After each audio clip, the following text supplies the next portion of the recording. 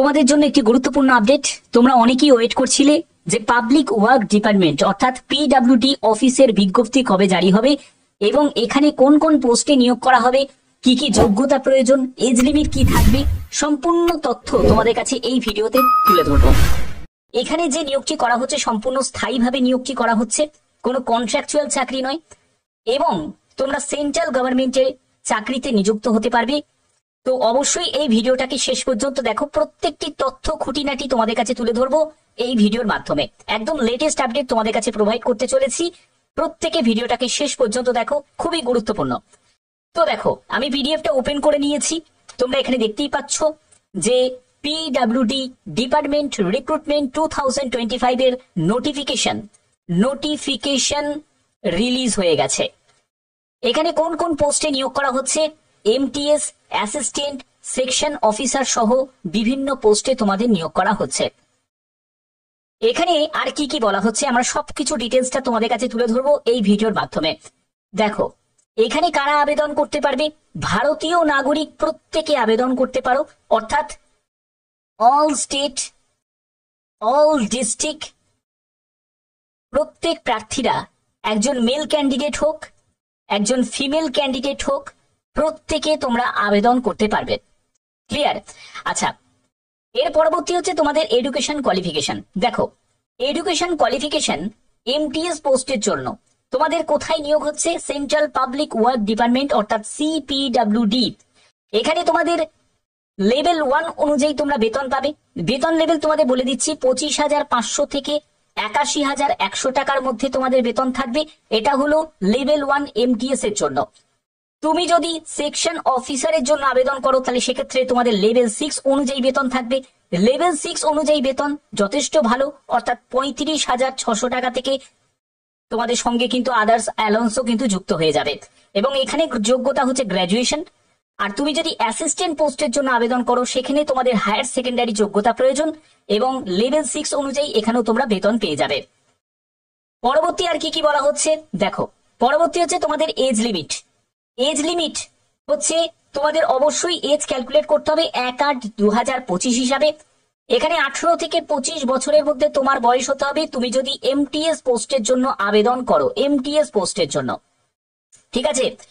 তুমি যদি এখানে অ্যাসিস্ট্যান্ট পোস্টের জন্য আবেদন করো, অ্যাসিস্ট্যান্ট পোস্টের জন্য আবেদন করো, বা তুমি যদি অফিসার পোস্টের জন্য আবেদন করো সেক্ষেত্রে তোমার বয়স 18 থেকে 30 বছরের মধ্যে হতে হবে। এই বয়সটি যারা জেনারেল প্রার্থী তাদের উদ্দেশ্যে বলা হচ্ছে এবং যারা ইডব্লিউএস প্রার্থী তাদের উদ্দেশ্যে বলা হচ্ছে। তুমি যদি একজন এসসি এসটি ক্যান্ডিডেট হয়ে থাকো তুমি বয়সে 5 বছর রিল্যাক্সেশন পেয়ে যাবে। তুমি যদি একজন ওবিসি ক্যান্ডিডেট হয়ে থাকো তুমি বয়সে 3 বছর রিল্যাক্সেশন পেয়ে যাবে। এছাড়া তোমরা পিডব্লিউডি ক্যাটাগরি থেকে যদি বিলং করো তোমরাও এখানে আবেদন করতে পারবে। 10 বছর, 13 বছর, 15 বছর পর্যন্ত তোমাদের রিল্যাক্সেশন থাকছে ক্যাটাগরি ওয়াইজ। বোঝা গেল? আচ্ছা, এর পরবর্তী আর কি, এর পরবর্তী হচ্ছে অ্যাপ্লিকেশন ফিস। অ্যাপ্লিকেশন ফিস কত টাকা? 100 টাকা শুধুমাত্র আবেদন মূল্য লাগছে। এই 100 টাকা আবেদন মূল্য কারা দেবে?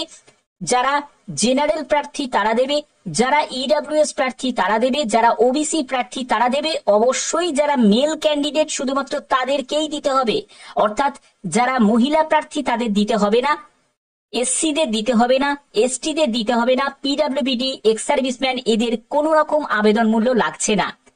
আবেদন মূল্য জমা করার তোমাদের শেষ তারিখ হচ্ছে 24শে জুন 2025। বোঝা গেল? আবেদন মূল্য জমা দিতে হবে অনলাইনে, আবেদনও করতে হবে অনলাইনে। ক্লিয়ার? আচ্ছা, এর পরবর্তী কি আছে? এর পরবর্তী হচ্ছে সিলেকশন প্রসেস। ভালো করে বুঝে নাও, সিলেকশন প্রসেসের ক্ষেত্রে প্রথমত তোমাদের একটি সিবিটি এক্সাম হবে যেখানে তোমাদের 3 সেপারেট ভাবে থাকছে।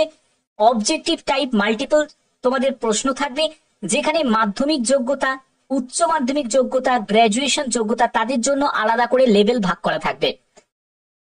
মাধ্যমিক অর্থাৎ এমটিএস এর জন্য তোমাদের লেভেলটা একটু লো হবে। তারপরে উচ্চ মাধ্যমিকের যারা পোস্টে আবেদন করবে অ্যাসিস্ট্যান্টে তাদের জন্য লেভেলটা একটু হাই হয়ে যাবে।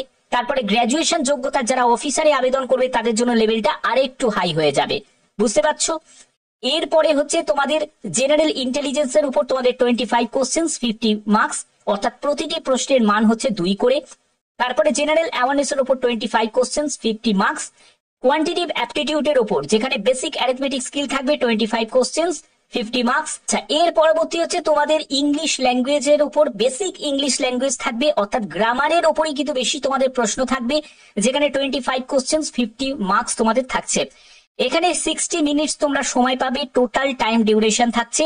তবে যারা পিডব্লিউবিডি ক্যাটাগরি থেকে তাদের 80 মিনিট তোমরা সময় পাচ্ছ। আচ্ছা, এর পরবর্তী হচ্ছে তোমাদের নেগেটিভ মার্কিং আছে। নেগেটিভ মার্কিং হচ্ছে 0.50 মার্কস হচ্ছে নেগেটিভ মার্কিং থাকছে ইচ রং অ্যান্সারের জন্য, অর্থাৎ দুটো প্রশ্নের ভুল উত্তরের জন্য 1 নম্বর তোমাদের প্রাপ্ত নম্বর থেকে কাটা যাবে। বোঝা গেল? আচ্ছা, এর পরবর্তী কি বলা আছে? এর পরবর্তী হচ্ছে তোমাদের এখানে যে ইংলিশ আর হিন্দি এই দুটো ল্যাঙ্গুয়েজ তোমাদের থাকবে সিবিটি এক্সামের জন্য। ওকে, আচ্ছা এবার দেখো তোমাদের ডকুমেন্ট ভেরিফিকেশন। তোমাদের ডকুমেন্ট ভেরিফিকেশনের আগে তোমাদের অবশ্যই আধার অথেন্টিকেশন করে নিতে হবে। যারা যারা আধার অথেন্টিকেশন যারা করবে না তাদের ক্ষেত্রে কিন্তু অনেক সমস্যা হতে পারে, যেখানে বলছে 2 hours before the schedule start of examination, অর্থাৎ এক্সাম শুরু হওয়ার 2 ঘন্টা আগে তোমাদের এখানে আধার বেস যে অথেন্টিকেশন আছে সেটার জন্য তোমাকে রিপোর্ট করতে হবে। এখানে যেটা বলা হচ্ছে দেখো কি কি ম্যান্ডেটারি আছে। দেখো এখানে 2 কপি পাসপোর্ট সাইজের ছবি লাগবে, কালার পাসপোর্ট সাইজের ছবি এবং অরিজিনাল ফটো আইডি প্রুফ লাগবে, ডেট অফ বার্থের প্রিন্টেড যে কপি সেটা তোমাদের লাগবে, তাহলেই তোমাকে অ্যালাউ করা হবে। এখানে সেই সব ডকুমেন্টস গুলো কিন্তু লিস্ট গুলো দেওয়া আছে, তোমাদের এখান থেকে কিন্তু সেটা প্রয়োজন হবে। ঠিক আছে, এর পরবর্তী হচ্ছে তোমাদের এক্সামিনেশন সেন্টার। তোমাদের অনেকেই আমার ভিডিও যারা ত্রিপুরা থেকে দেখো, আসাম থেকে দেখো, প্রত্যেকের জন্য বলছি এক্সাম সেন্টার তোমরা নিয়ারেস্ট লোকেশনেই তোমরা পেয়ে যাবে। যেমন ইস্টার্ন রিজিয়ন থেকে তাদের ক্ষেত্রে দেখো তোমাদের যেমন রাঁচিতে আছে, ধানবাদে আছে, তারপর সিউড়িতে আছে, আসানসোলে আছে, বর্ধমানে আছে, দুর্গাপুর, বালাসোর, বহরমপুর, ভুবনেশ্বর, কটক, তারপরে কলকাতা, গ্যাংটক, শিলিগুড়ি, কল্যাণী, এইসব জায়গায় তোমরা সেন্টার তোমরা পেয়ে যাবে, এক্সামিনেশন সেন্টার। এবার তোমরা যারা যারা আসাম থেকে আছো, যারা ত্রিপুরা থেকে দেখছো, তো তাদের জন্য বলছি নর্থ ইস্ট রিজিয়ন তোমাদের সিলেক্ট করতে হবে। তোমাদের গুয়াহাটিতে তোমরা এক্সামিনেশন সেন্টার পেয়ে যাবে, ডিব্রুগড়ে পেয়ে যাবে, তারপরে তোমাদের শিলংয়ে পেয়ে যাবে, আইজলে পেয়ে যাবে, কোহিমা, আগরতলা পেয়ে যাবে। ঠিক আছে, এক্সামিনেশন সেন্টার, অর্থাৎ এক্সামিনেশন সেন্টার নিয়ে তোমাদের ঘাবড়ানোর কিছু নেই। অ্যাপ্লিকেশন ডেট দেখো তোমাদের আবেদন 2রা জুন থেকে শুরু হয়েছে, আবেদনের শেষ তারিখ হচ্ছে 23শে জুন 2025 এবং আবেদন মূল্য জমা দেওয়ার শেষ তারিখ হচ্ছে 24শে জুন 2025 এবং তোমাদের যে সিবিটি এক্সাম যেটা হবে সেটা হলো তোমাদের 24শে জুলাই থেকে 4ঠা আগস্টের মধ্যেই তোমাদের ডেট থাকছে টেন্টেটিভ। 24শে জুলাই থেকে 4ঠা আগস্ট পর্যন্ত তোমাদের চলবে এবং এখানে তোমাদের যদি আবেদন করতে গিয়ে কোনো ভুল ভ্রান্তি হয়ে থাকে তাহলে সেটাকে তুমি সংশোধন করতে পারবে 28শে জুন থেকে 30শে জুন, এই দিন তোমাদের সময় থাকছে, তার মধ্যেই তোমাদের করতে হবে। বোঝা গেল? তো আশা করি তোমাদের কাছে ব্যাপারটা ক্লিয়ার করতে পারলাম। তো এবার দেখে নাও যে তোমাদের কিভাবে আবেদন করতে হবে। আবেদন করার জন্য এসএসসির অফিসিয়াল ওয়েবসাইটে ভিজিট করবে, কারণ এই যে নিয়োগ প্রক্রিয়াটা মানে সিপিডব্লিউডি অর্থাৎ সেন্ট্রাল পাবলিক ওয়ার্ক ডিপার্টমেন্টে যারা কাজ করতে চাও, তোমাদের এই যে নিয়োগ প্রক্রিয়াটাকে কমপ্লিট করে সেটা হলো এসএসসি স্টাফ সিলেকশন কমিশন। তো অর্থাৎ তোমাদের এসএসসির অফিসিয়াল ওয়েবসাইটে ভিজিট করেই কিন্তু আবেদন করতে হবে। যারা যারা আবেদন করতে ইচ্ছুক তারা অবশ্যই আবেদন করো, কারণ এটা কিন্তু অনেক বড় একটা অপরচুনিটিস, যেখানে একজন 10th পাশের ক্যান্ডিডেট সেও আবেদন করতে পারছে, যে 12 পাশের ক্যান্ডিডেট সেও আবেদন করতে পারছে, আবার যার গ্র্যাজুয়েশন করা আছে তারাও আবেদন করতে পারছে। ঠিক আছে, এবং সব থেকে বড় ব্যাপার সেটা কিন্তু পার্মানেন্ট ভাবে নিয়োগ হচ্ছে, কোনো কন্ট্রাকচুয়াল ভাবে নয়। তো এই সুযোগ যদি তোমরা কাজে লাগাতে চাও অবশ্যই কিন্তু আবেদন করবে। এবং এখানে সিলেবাসটা কিন্তু দেয়া আছে, দেখো ইন্ডিকেটিভ তোমাদের সিলেবাস দেয়া আছে, যে ম্যাট্রিকুলেশন লেভেলের তোমাদের সিলেবাস গুলো ক্লিয়ার করা আছে, হায়ার সেকেন্ডারি লেভেলের তোমাদের এখানে সিলেবাস কিন্তু দেয়া আছে, গ্র্যাজুয়েশন লেভেলের সিলেবাস গুলো দেয়া আছে, কারণ যেহেতু তোমাদের লেভেল ওয়াইজ কিন্তু কোশ্চেনের প্যাটার্নটা থাকবে, অবশ্যই সেটা কিন্তু তোমাদের খেয়াল রাখতে হবে। যারা যারা আবেদন করতে ইচ্ছুক তারা চাইলে মাল্টিপল পোস্টেও আবেদন করতে পারো। যেমন দেখো এখানে ক্লিয়ার করাই আছে, তুমি চাইলে সেম রিজিয়নে মোর দ্যান 1 পোস্ট অর্থাৎ একাধিক পোস্টেও আবেদন করতে পারো, কোনো অসুবিধা কিন্তু নেই।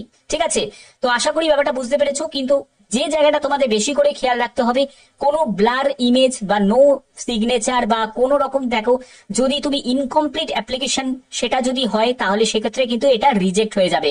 অবশ্যই এই জায়গাটা খেয়াল তোমাদের রাখতে হবে। বাদ বাকি যে কোনো আপডেটের জন্য অবশ্যই বলবো চ্যানেলটাকে সাবস্ক্রাইব করে রাখো, বেল আইকনটাকে অল করে রাখো, কারণ এরকমই অথেন্টিক ইনফরমেশন তোমাদের সবসময় আমি প্রোভাইড করে থাকি। এখনের মতো এটুকুই, টাটা।